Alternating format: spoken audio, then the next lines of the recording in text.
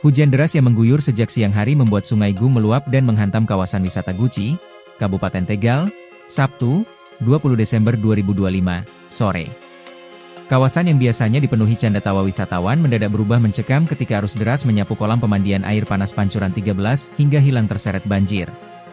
Pantauan di lokasi sekitar pukul 17.51 WIB menunjukkan kabut pekat masih menyelimuti kawasan Guci disertai hujan lebat. Tingkat kerusakan yang terjadi sangat parah. Kolam pemandian yang selama ini menjadi favorit pengunjung benar-benar lenyap, sementara jembatan kecil penyeberangan ikut hancur tersapu arus. Di tengah kehancuran itu, tampak satu pemandangan kontras. Tugu Guci berwarna kuning emas masih berdiri kokoh, seolah menjadi saksi bisu keganasan alam yang baru saja melanda. Sementara di sekitarnya, area Pancuran 13 dipenuhi timbunan pasir dan bongkahan batu besar. Tidak hanya Pancuran 13, kerusakan juga menjalar ke Pancuran 5 yang kini tertutup material pasir dan batu akibat luapan sungai. Kondisi ini membuat kawasan wisata andalan Tegal lumpuh total.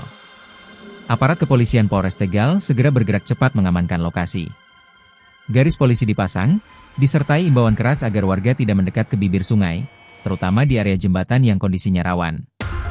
Pihak pengelola memutuskan menutup total Pancuran 13.